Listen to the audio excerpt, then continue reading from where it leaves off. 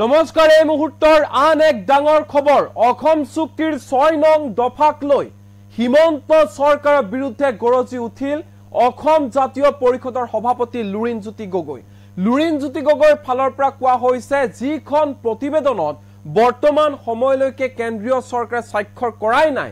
তেনে এখন প্ৰতিবেদন কাৰ্যকৰী কৰা হ'ব বুলি ৰূপায়ণ কৰা হ'ব বুলি কেনেকৈ কবলৈ পাৰিলে মুখ্যমন্ত্ৰী হিমন্ত বিশ্ব শৰ্মাই মুখ্যমন্ত্ৰী হিমন্ত বিশ্ব শৰ্মাক এই অধিকাৰ কোনে দিলে এই প্ৰশ্ন কৰিছে প্ৰধানমন্ত্ৰী নৰেন্দ্ৰ মোদী আৰু গৃহমন্ত্ৰী অমিত শাহক অজাপৰ সভাপতি লুৰিণজ্যোতি গগৈ সমান্তৰালকৈ লুৰিণজ্যোতি গগৈৰ ফালৰ পৰা কোৱা হৈছে মুখ্যমন্ত্ৰী হিমন্ত বিশ্ব শৰ্মাই অসম চুক্তিৰ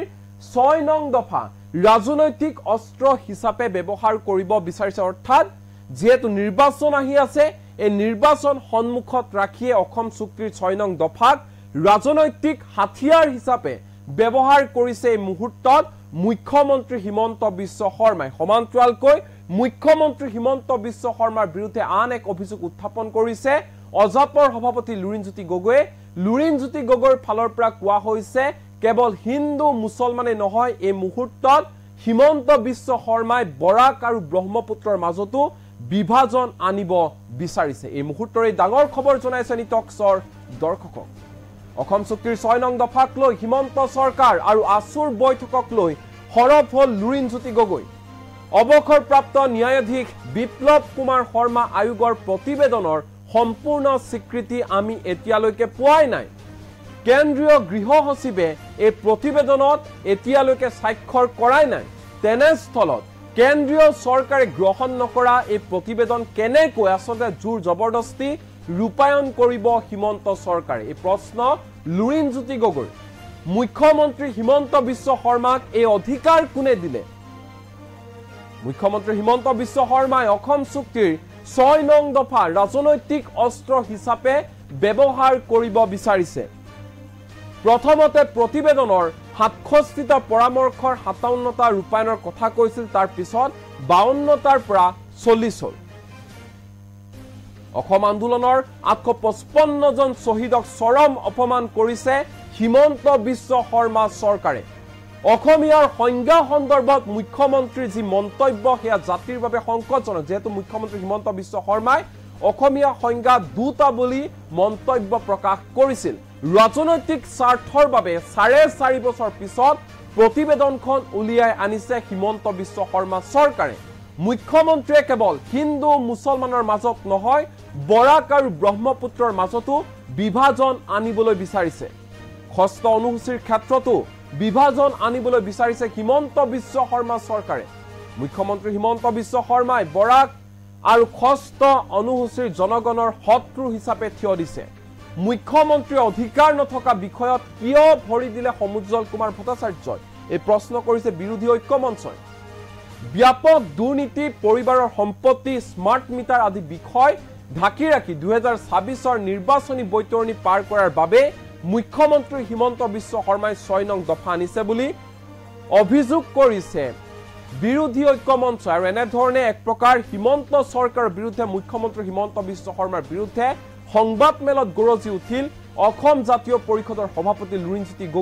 লুৰিণজ্যোতি গগৈৰ ফালৰ পৰা স্পষ্ট ৰূপত কৈ দিয়া হৈছে যিখন প্ৰতিবেদনত বৰ্তমান সময়লৈকে কেন্দ্ৰীয় চৰকাৰে স্বাক্ষৰ কৰা নাই কেন্দ্ৰীয় চৰকাৰে চোৱাই নাই সেইখন প্ৰতিবেদনক কেনেধৰণে কাৰ্যকৰী কৰা হ'ব বুলি ঘোষণা কৰিব পাৰিলে হিমন্ত বিশ্ব শৰ্মাই কোনে অধিকাৰ দিলে সংবিধানতো তেনেধৰণৰ কোনো ধৰণৰ অধিকাৰ দিয়া হোৱা নাই মুখ্যমন্ত্ৰী হিমন্ত বিশ্ব শৰ্মাক তেনেস্থলত এনে লম্ফ জম্ফ কৰিবলৈ ক'ত অধিকাৰ পালে হিমন্ত বিশ্ব শৰ্মাই অজাপৰ সভাপতি লুৰিণজ্যোতি গগৈৰ ফালৰ পৰা অভিযোগ কৰা হৈছে যে মুখ্যমন্ত্ৰী হিমন্ত বিশ্ব শৰ্মাই অসম চুক্তিৰ 6 নং দফা ৰাজনৈতিক অস্ত্ৰ হিচাপে ব্যৱহাৰ কৰিছে 2026ৰ নিৰ্বাচনী বৈতৰণি পাৰ কৰিব বিচাৰিছে অসম চুক্তিৰ 6 নং দফাক লৈ হিমন্ত বিশ্ব শৰ্মা এই মুহূৰ্তত লুৰিণজ্যোতি গগৈৰ মন্তব্য আমাৰ লগত আছে সংবাদ মেলত কি কৈছে শুনোৱা আপোনালোকে সকলোৱে জানে 860 জন শহীদৰ ত্যাগৰ বিনিময়ত এখন চুক্তি হৈছিল যিখন চুক্তি ত্ৰিপাক্ষিক চুক্তি আছিল কেন্দ্ৰীয় চৰকাৰ ৰাজ্য চৰকাৰ আৰু সদৌ অসম ছাত্ৰ সন্থা গণসংগ্ৰাম পৰিষদে তাত স্বাক্ষৰ কৰিছিল অৰ্থাৎ আন্দোলনকাৰী পক্ষ কেন্দ্ৰীয় চৰকাৰ আৰু ৰাজ্য চৰকাৰ এই তিনিওটা পক্ষৰ স্বাক্ষৰত এখন চুক্তি হৈছিল, যিখন চুক্তিৰ 6 নম্বৰ দফাটো অন্যতম গুৰুত্বপূৰ্ণ বিষয় আছিল। কাৰণ 5 নম্বৰ দফাত যেটো কথা কৈছিল যে আমি 51ৰ পৰা 71 লৈ অহা যিসকল বিদেশী আছে তেওঁলোকক আমি ইয়াত ঠাই দিছোঁ, তেওঁলোকক নাগৰিকত্ব দিছোঁ, আৰু 71 চনৰ 25 মাৰ্চৰ মাজনিশা হ'ব বিদেশী বিতৰণৰ তেওঁলোকক কৰা চিহ্নিত কৰা তাৰিখ বা দিন, আৰু তাৰ পাছত যিসকল বিদেশী আহিছে তেওঁলোকক চিনাক্তকৰণ কৰি তেওঁলোকক বিতৰণ কৰিবৰ কাৰণে ব্যৱস্থা গ্ৰহণ কৰিব লাগিব। যিহেতু আমি সমগ্ৰ দেশৰ হৈ আমি এইসকল বিদেশীৰ বুজা ল'লোঁ, সেইকাৰণে অসমৰ ৰাইজক, অসমৰ খিলঞ্জীয়া অসমীয়া মানুহক সাংবিধানিক ৰক্ষা কৱচ দিব লাগিব। আৰু সেইকাৰণে অসম চুক্তিৰ 6 নম্বৰ দফাত এই অসমীয়া শব্দটোক তেওঁলোকক সাংবিধানিক আইনগত আৰু প্ৰশাসনীয় ৰক্ষা কৱচ দিয়া হ'ব বুলি কৈছে। অসমীয়া মানুহৰ সাংস্কৃতিক, সামাজিক, ভাষিক পৰিচয়, ঐতিহ্য ৰক্ষা, সংৰক্ষণ আৰু বিকাশৰ বাবে যথোচিত সাংবিধানিক, আইনগত আৰু প্ৰশাসনীয় ৰক্ষা কৱচ দিয়া হ'ব। তাৰ মানে কনষ্টিটিউশ্যনেল, লেজিছলেটিভ আৰু এডমিনিষ্ট্ৰেটিভ ছেফগাৰ্ড দিব। তাৰ মানে 3টা কথা কৈছে, কনষ্টিটিউশ্যনেল ছেফগাৰ্ড, লেজিছলেটিভ ছেফগাৰ্ড আৰু এডমিনিষ্ট্ৰেটিভ ছেফগাৰ্ড। এতিয়া কথা হ'ল যে 2019 চনৰ 15 জুনৰ দিনাখন যিখন জাননী আহিছিলে, 2019 চনৰ 15 জুলাই, তাত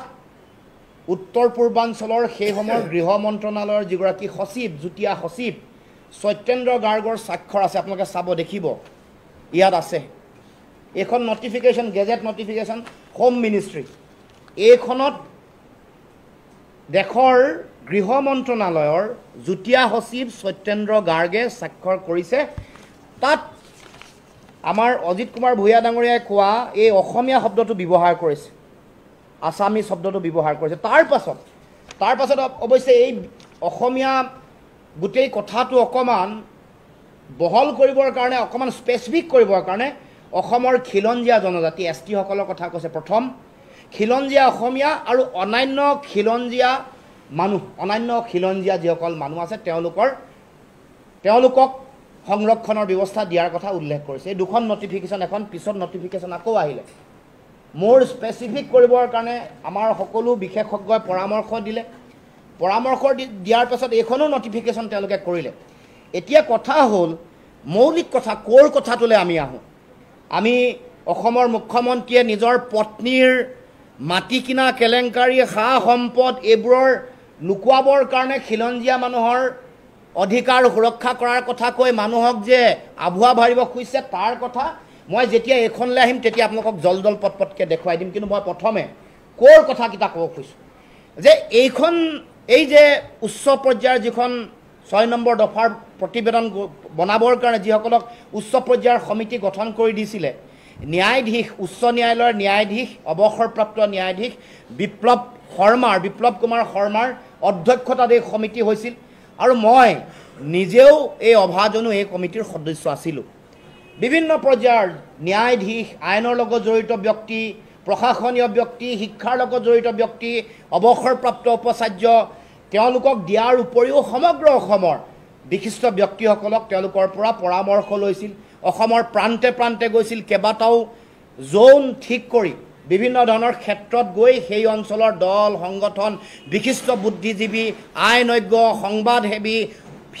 শিক্ষক, কৃষক সকলোৰে দিহা পৰামৰ্শ লৈ এই প্ৰতিবেদনখন তৈয়াৰ কৰা হৈছিল। কিন্তু আমি দেখিলোঁ যে সেই সময়ত গৃহমন্ত্ৰীয়ে নিজে মাতি, মই যিহেতু সদস্য, আমাক মাতি নি, আমাৰ সকলো সদস্যকে মাতি নি কেন্দ্ৰীয় গৃহমন্ত্ৰীয়ে কৈছিল যে আপোনালোকে জমা দিয়াৰ লগে লগে 1 সপ্তাহৰ ভিতৰত ইয়াক কাৰ্যকৰী কৰিবৰ কাৰণে ব্যৱস্থা আৰম্ভ কৰিম। 1 সপ্তাহৰ ভিতৰত। কেৱল মাত্ৰ কেন্দ্ৰীয় গৃহমন্ত্ৰীয়ে নহয়, সেই সময়ত গৃহ ৰাজ্যমন্ত্ৰী আছিল। গৃহ ৰাজ্যমন্ত্ৰীয়েও সুকীয়াকৈ লগ ধৰিছিল, কৈছিল যে গৃহ মন্ত্ৰণালয়ৰ ফালৰ পৰা সকলো ধৰণৰ সহায় সহযোগিতা আগবঢ়োৱা হ'ব। আৰু ইতিমধ্যে কেন্দ্ৰীয় গৃহমন্ত্ৰী অমৃত শ্বাহ ডাঙৰীয়াই সংসদৰ মজিয়াত কৈছিল যে এইখন জমা দিলে প্ৰতিবেদনৰ দাড়ি আৰু কমাসহ কাৰ্যকৰী কৰিবৰ কাৰণে ব্যৱস্থা গ্ৰহণ কৰিম। আৰু 6টা মাহ আমাক সময় দিয়া হৈছিল। আমি নিবিচৰা স্বত্তেও 1 মাহ তেওঁলোকে এক্সটেনশ্যন দিছিল। কৈছিল যে আৰু 1 মাহ এক্সটেনশ্যন এইটো আমি কেতিয়াও বিচৰা নাছিলোঁ আমি 6 মাহতে কমপ্লিট কৰাৰ কাম ইতিমধ্যে সেইদৰে গতি কৰিছিল কিন্তু যেতিয়া প্ৰতিবেদন সম্পূৰ্ণ হ'ল তেওঁলোকে কেন্দ্ৰীয় গৃহমন্ত্ৰীয়ে এই প্ৰতিবেদন গ্ৰহণ কৰিব লাগে যেতিয়া সম্পূৰ্ণ হ'ল ইয়াত তাৰিখটো আছে 20 ছেপ্টেম্বৰ 2019 ভিতৰত প্ৰতিবেদন সম্পূৰ্ণ কৰিবৰ কাৰণে আমাক দায়িত্ব দিছিল আমি সম্পূৰ্ণ কৰিলোঁ তেওঁলোকে এডিশ্যনেলি আৰু 1 মাহ দিলে তাৰ পাছত সময় বিচাৰি আছো সময় গৈ আছে প্ৰতিবেদন ল'বলৈ এতিয়া গৃহ মন্ত্ৰণালয়ৰ ওচৰত সময় নাই নে সদিচ্ছা নাই নে অসমৰ ৰাইজক পুনৰ এটা ঝুমলা বা টুপি দি পুনক ৰাইজক ঠগিব খুজিছে এই কথা আমি গম পোৱা নাছিলোঁ কিন্তু আজি গম পালোঁ যে 860 জন শ্বহীদৰ ত্যাগক অপমান কৰি বুঢ়া আঙুলি দেখুৱাই ভেঙুচালি কৰি গৃহ মন্ত্ৰণালয়ে গঠন কৰি দিয়া উচ্চ পৰ্যায়ৰ সমিতিৰ প্ৰতিবেদন তেওঁলোকে উদ্দেশ্য প্ৰণোদিতভাৱে গ্ৰহণ নকৰিলে কাৰণ এইটো এটা সমগ্ৰ অসমৰ গণ অভ্যুত্থান গণ সংগ্ৰামখনক তেওঁলোকে নিয়ন্ত্ৰণ কৰিবৰ কাৰণে 21ৰ নিৰ্বাচনত ৰাইজৰ পৰা খিলঞ্জীয়া ৰাইজৰ পৰা ভোট ল'বৰ কাৰণে এইটো এটা আমাক ঝুমলা আছিলে টুপি আছিল যাৰ কাৰণে এতিয়া মুখ্যমন্ত্ৰীয়ে বহুত কিবা কিবি কৈ আছে মুখ্যমন্ত্ৰীয়ে হঠাৎ পত্নী পুত্ৰৰ এই 2 নম্বৰী সম্পত্তি অবৈধ মনি লণ্ডাৰিঙৰ কথা যেতিয়া আহিলে যেতিয়াই মাটি কেলেংকাৰীৰ কথা ধৰা পৰিলে যেতিয়াই তেওঁৰ বিভিন্ন ধৰণৰ হা সম্পত্তি news channel paper magazine resort green bus এই গোটেই কথাবোৰ যেতিয়া আহিল মেকডনাল্ড এইবোৰৰ কথা যেতিয়া আহিলে ৰাইজক ঢাকিবৰ কাৰণে আভুৱা ভৰিবৰ কাৰণে ৰাইজৰ দৃষ্টিভংগী বেলেগলৈ নিবৰ কাৰণে এতিয়া হঠাৎ খিলঞ্জীয়াৰ প্ৰতি জাগি উঠিছে খিলঞ্জীয়াৰ প্ৰধান শত্ৰু আপোনালোকে জানে যে কা জাপি দিয়াৰ পিছত ৰাইজক কেনেকৈ আভুৱা ভাৰিছে 42 নম্বৰ আপোনালোকে ৰিকমেণ্ডেশ্যন 48 ৰিকমেণ্ডেশ্যনটো চাব কোনো ধৰণৰ এটা কথা ক'ব খুজিছোঁ এই যে মুখ্যমন্ত্ৰীয়ে কয় 67 67টা ৰিকমেণ্ডেশ্যন আছে এনে কোনো ধৰণৰ নাম্বাৰিং হোৱা নাই এইখন প্ৰতিবেদন ৰাজহুৱা হোৱা নাই মই যিহেতু সদস্য মোৰ লগত আছে আপোনালোকক এতিয়াও প্ৰতিবেদন মই ৰাজহুৱা কৰিব খোজা নাই কিন্তু কোনো ধৰণৰ এইবোৰ নাম্বাৰিং হোৱা নাই 1 নম্বৰ 2 নম্বৰ 3 নম্বৰ 4 নম্বৰ এইবোৰ মিছা কথা ইয়াতে এই যে 48 যিটো লিখিছে তেওঁলোকে 48 নম্বৰ ইয়াত লিখিছে চাব দেই the Assam accord be fully implemented without any further delay by drawing up a time bound action plan acha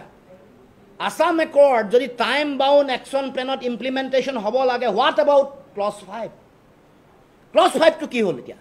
ka japi diar pisot Assam chuktir clause 5 to ekebare 5 number dofa সম্পূৰ্ণ ৰূপে নাচ্ছাত কৰি দিয়া হল তাৰ মানে 48 নম্বৰ দফাই প্ৰমাণ কৰিলে আৰু যদি অসম চুক্তিক যদি আখৰে আখৰে টাইম বাউণ্ড মেনাৰত যদি ইমপ্লিমেণ্ট কৰিব লাগে কোনে পাৰিব নোডেল মিনিষ্ট্ৰী কি নোডেল মিনিষ্ট্ৰী গৃহ মন্ত্ৰণালয়ে গৃহমন্ত্ৰীয়ে যেতিয়ালৈকে এইখন প্ৰতিবেদন একচেপ্ট নকৰিব তেতিয়ালৈকে ইয়াৰ সাংবিধানিক কনষ্টিটিউচনেল ন্যায়িক যিটো স্বীকৃতি চৰকাৰী যিটো স্বীকৃতি আৰু মৰ্যাদা হ'বনে পাবনে গৃহ মন্ত্ৰণালয়ে যেতিয়া এখন প্ৰতিবেদন গ্ৰহণ কৰিব সেইদিনাখন ক'ব লাগিব যিবোৰ প্ৰশাসনীয় ৰক্ষা কবচ আছে এইবোৰ ৰাজ্য চৰকাৰে ইমপ্লিমেণ্ট কৰা গো এহেড নকৰাকে মুখ্যমন্ত্ৰীয়ে কেনেকৈ ক'ব পাৰে মুখ্যমন্ত্ৰী কি সুপাৰ পাৱাৰ নেকি গৃহমন্ত্ৰীৰ ওপৰত নেকি মই প্ৰশ্ন কৰিব খুজিছোঁ গৃহ মন্ত্ৰীৰ ওপৰত নেকি অসমৰ মুখ্যমন্ত্ৰী যে যিখন প্ৰতিবেদন তৈয়াৰ হৈছে যিখন প্ৰতিবেদন গৃহ মন্ত্ৰণালয়ে একচেপ্ট নকৰাকে এখন ইমপ্লিমেণ্ট কৰিব পাৰে সংৰক্ষণৰ নীতি আনিবৰ কাৰণে ভূমি নীতি ইয়াতকৈ আগতে এখন তেওঁলোকে তৈয়াৰ কৰিছিল হৰিশংকৰ ব্ৰহ্মৰ প্ৰতিবেদন কিয় কাৰ্যকৰী নকৰিলে এতিয়া যে হঠাৎ তেওঁলোকে দেশপ্ৰেমী হৈ উঠিলে খিলঞ্জীয়া প্ৰীতি তেওঁলোকৰ জাগি উঠিল হৰিশংকৰ ব্ৰহ্মৰ প্ৰতিবেদন কাৰ্যকৰী নকৰিলে ইয়াতো ভূমি বিষয়ক পৰামৰ্শ দিয়া হৈছে আমি জানো আৰু এডিশ্যনেল পৰামৰ্শ হৰিশংকৰ ব্ৰহ্মই দিয়া পৰামৰ্শৰ উপৰিও অতিৰিক্ত পৰামৰ্শ ভূমি সম্পৰ্কীয় দিয়া হৈছে কিন্তু কথা হ'ল যে এইবোৰ তেওঁলোকে নিজে নিজে কৰি থাকিব পাৰিব কিন্তু অসম চুক্তিৰ 6 নম্বৰ দফা মতে কৰা বুলি ক্লেইম কৰিব অসমৰ মুখ্যমন্ত্ৰীয়ে নোৱাৰে কাৰণ গৃহ মন্ত্ৰণালয়ে এখন একচেপ্ট কৰা নাই গৃহ মন্ত্ৰণালয়ে যেতিয়ালৈকে একচেপ্ট নকৰিব যেতিয়ালৈকে নক'ব যে আমি পালোঁ কেনেকৈ পালে আমাৰ যোগেদি পাব লাগিছিল নাপালে তেওঁলোকে এটা কথা ক'লে ভাৰ্বেলি ক'লে যে অসমৰ ষ্টেট কেবিনেটৰ যোগেদি দিয়ক আমাৰ হোম মিনিষ্ট্ৰীয়ে ক'লে নেকি ডিক্লেৰেশ্যন যে থ্ৰু ষ্টেট কেবিনেটেড দিয়া প্ৰতিবেদনখন আমি গ্ৰহণ কৰিলোঁ আচৰিত কথাটো আপোনালোকে নিশ্চয় জানে যে এইখন প্ৰতিবেদনত যিগৰাকী যুটীয়া সচিব সত্যেন্দ্ৰ গাৰ্গে চহীয়েই মৰা নাই তাৰ মানে মুখ্যমন্ত্ৰীৰ এই কথাবোৰ আভুৱা ভৰা কথা মিছা কথা কৈছে ৰাইজক বিভ্ৰান্ত কৰিব খুজিছে আৰু যদি কিবা এনেকুৱা ধৰণৰ কথা এতিয়া সত্ৰত টকা পইচা দিব লাগে ষ্টেট গভৰ্ণমেণ্টে নিজে ডিচিশ্যন লৈ দিব পাৰে আমাৰ পৰামৰ্শ আছে বিশেষ স্পেচিফিক পৰামৰ্শ আছে ভূমি ক'ত ভূমি উচ্ছেদ কৰিব লাগে সেইটো ভূমি এটা ষ্টেট ছাবজেক্ট ৰাজ্য চৰকাৰে সিদ্ধান্ত লৈ কৰিব পাৰে আমাৰো দিহা পৰামৰ্শ আছে কিন্তু কথাটো হ'ল যে এজ পাৰ আসাম একৰ্ড এই কথাটো এজ পাৰ ক্লজ 6 এই কথাটো তেওঁ কেনেকৈ ক'ব কাৰণ একৰ্ড ট্ৰাইপাৰ্টেড একৰ্ড ক্লজ 6ৰ কমিটি ট্ৰাইপাৰ্টেড কমিটি ত্ৰিপাক্ষিক কমিটিৰ নডেল মিনিষ্ট্ৰিটো হ'ল হোম মিনিষ্ট্ৰীয়ে যেতিয়ালৈকে একচেপ্ট নকৰিব ইয়াৰ লিগেল কনষ্টিটিউশ্যনেল চৰকাৰী কোনো ধৰণৰ ভেলু থাকিব নোৱাৰে ভেলু নাথাকে তেওঁৰ নিজৰ ৰাজ্য চৰকাৰ নিজৰ ক্ষমতাত ভূমি নতুন আইন প্ৰণয়ন কৰিব পাৰে ৰাজ্য চৰকাৰৰ চাকৰি আৰু আমাৰ ব্যক্তিগত খণ্ডৰ চাকৰি তেওঁলোকে সংৰক্ষণৰ কাৰণে তেওঁলোকে তেনেকুৱা আইন পাছ কৰিব পাৰে ল পাছ কৰিব পাৰে যেনেকৈ অন্ধ্ৰ চৰকাৰে 80% নে 75% যিমান চাকৰি আছে চৰকাৰী কি কয় তেওঁলোকে ব্যক্তিগত খণ্ডৰ চাকৰি আৰু ষ্টেট গভৰ্ণমেণ্টৰ চাকৰি সংৰক্ষণৰ ব্যৱস্থা কৰিছে এইটো ষ্টেট গভৰ্ণমেণ্টে কৰিব পাৰে কিন্তু কথা হ'ল যে যদিহে অসম চুক্তিৰ 6 নম্বৰ দফা মতে যদি কৰিব লাগে তেতিয়াহ'লে গৃহ মন্ত্ৰণালয়ে একচেপ্ট কৰিব লাগিব গৃহ মন্ত্ৰণালয়ে গ্ৰহণ কৰিব লাগিব কেন্দ্ৰীয় গৃহমন্ত্ৰীয়ে নিৰ্দেশনা দিব লাগিব অসম চৰকাৰক যে প্ৰশাসনীয় যিবোৰ সাংবিধানিক ৰক্ষা কবচ আছে বিধায়নী যিবোৰ ৰক্ষা কবচ আছে এইবোৰ তোমালোকে ইমপ্লিমেণ্ট কৰা গো এহেড নহ'লে আদাৰৱাইজ এইটোতো মই কেন্দ্ৰীয় গৃহমন্ত্ৰীকো প্ৰশ্ন কৰিব খুজিছোঁ যে অসমৰ মুখ্যমন্ত্ৰী হিমন্ত বিশ্ব শৰ্মা আপোনাতকৈ ওপৰত নেকি ছুপাৰ পাৱাৰ নেকি দেশৰ প্ৰধানমন্ত্ৰীকো প্ৰশ্ন কৰিব খুজিছোঁ যে অসমৰ মুখ্যমন্ত্ৰীয়ে কেন্দ্ৰীয় গৃহ মন্ত্ৰণালয়ে বনাই দিয়া এখন কমিটিৰ প্ৰতিবেদন গৃহমন্ত্ৰীৰ অনুমোদন নোলোৱাকৈ গৃহমন্ত্ৰীয়ে ৰাজহুৱাকৈ একচেপ্ট কৰা বুলি নোকোৱাকৈ ইয়াত ইমপ্লিমেণ্ট কৰিব পাৰে নেকি প্ৰশ্ন কৰিব খুজিছোঁ দেশৰ প্ৰধানমন্ত্ৰী আৰু গৃহমন্ত্ৰীক মানুহক কিমান টুপি পিন্ধাইছে মুখ্যমন্ত্ৰীয়ে চাব মই আপোনালোকক ক'ব খুজিছোঁ তেওঁ যিহেতু প্ৰতিবেদনখন বনোৱা নাই তেওঁ যিহেতু নাজানে 38 তাত এটা তেওঁলোকে 38 বুলি কোনো ইয়াত নাই এইটো আমি বহুত আলোচনা বিলোচনা কৰিছিলোঁ যে সাংবিধানিক আৰু ন্যায়িক বহুত প্ৰতিবন্ধকতা আহিব পাৰে গতিকে এখন কমিটি ইমপ্লিমেণ্টেশ্যনৰ ক্ষেত্ৰত কৰিব লাগে চ' ডেট কোনো বাধা নোহোৱাকৈ ইমপ্লিমেণ্টেশ্যনটো কাৰ্যকৰীকৰণ হৈ যায় কাৰণটো এইটোৱে আছিল আৰু এইটো কেন্দ্ৰীয় গৃহ মন্ত্ৰণালয়ে কৰিব লাগিব অনুমোদন লাগিব কাৰণ গৃহ মন্ত্ৰণালয়ৰ প্ৰতিনিধি তাত লাগিব মুখ্যমন্ত্ৰীয়ে নজনাকৈ বেলেগে বনাই দিয়া অফিচাৰে বনাই দিয়া প্ৰতিবেদন 38 চাব তাত গৃহ মন্ত্ৰণালয়ে মানুহ দিবলৈ তেওঁলোকে কমিটি বনাম বুলি উল্লেখ কৰিছে এইটো এটা এই কথাটোৱে তাৰমানে কেতিয়াবা তেওঁলোকে ইচ্ছা নকৰাকৈ 2 নম্বৰীকৈ কাম কৰিব খুজিলে কথাবোৰ যে ধৰা পৰা ক্লু যে থাকি যায় অপৰাধীয়ে কেতিয়াবা ক্লু যে ৰাখি থৈ যায় তেনেকৈ ইয়াত এইটো ক্লু থাকিছে 38 মই পঢ়ি দিছোঁ শুনক an appropriate body should be form to monitor the execution of the recommendations of the high-level committee and to reconcile any constitutional legal challenges that may be arise in the implementation. Jodihe any constitutional or legal challenges that may arise in their implementation. Implementation of jodi constitutional challenge ketia ahibo gute kotha to সাংবিধানিক কথা থাকিব গৃহ মন্ত্ৰণালয়ৰ বিষয় থাকিব seat সংৰক্ষণৰ কথা থাকিব চাকৰি কেন্দ্ৰীয় চৰকাৰ অৰ্ধ কেন্দ্ৰীয় ৰাজহুৱা খণ্ডৰ চাকৰি সংৰক্ষণৰ কথা থাকিব তেতিয়াহে এই কমিটিখন বনাই ইমপ্লিমেণ্টেশ্যনটো চোৱাৰ কথা কৈছে আৰু লগত এডিশ্যনেলি কৈছে যে the committee should be preferably headed by a retired জাজ of the Supreme Court oblique High Court comma with representative from the Ministry of Home Affairs representative of Home Affairs অসমৰ মুখ্যমন্ত্ৰীয়ে এপইণ্ট কৰিব পাৰে নেকি ৰাইজ কওকচোন এইটো এটা কেনেকুৱা ধৰণৰ কথা তাৰমানে 38 প্ৰমাণ কৰিলে যে অসমৰ ৰাইজক টুপি দিব খুজিছে অসমৰ ৰাইজক কেৱল মাত্ৰ ভোটৰ কাৰণে নিজৰ পত্নী আৰু নিজৰ পুত্ৰৰ কেলেংকাৰী সিন্ডিকেট কমিশ্যন ৰাজ ঢাকিবৰ কাৰণে 852 ৰিকমেণ্ডেশ্যনৰ কথা উল্লেখ কৰিছে 38 প্ৰমাণ কৰিছে আৰু কৈছে যে government of India government of Assam and all Assam student union the body should meet at least once every 3 months to monitor the progress. Eto sposto kotha hoy gol je ekhon committee monitoringor karone implementationor karone constitutional legal challenges bur teloke naikia koribor karone meet koribor karone ekhon committee ekhon keneke state government banao pare telokor 52 juniya 52 talikat notification sarkari government of assamor notification ot aise এইটো এটা সাংঘাতিক গণ্ডবুলীয়া কথা এটা আজি এইটো ৰাজহুৱা কৰিছোঁ আৰু মই সেইকাৰণে ভাৰতবৰ্ষৰ প্ৰধানমন্ত্ৰী আৰু গৃহমন্ত্ৰীক প্ৰশ্ন কৰিব খুজিছোঁ মুখ্যমন্ত্ৰী এনেকুৱা কি ছুপাৰ পাৱাৰ যে মনিটৰিং কেন্দ্ৰীয় গৃহ মন্ত্ৰণালয়ে বনাই দিয়া হাইপাৱাৰ কমিটি এখনৰ প্ৰতিবেদন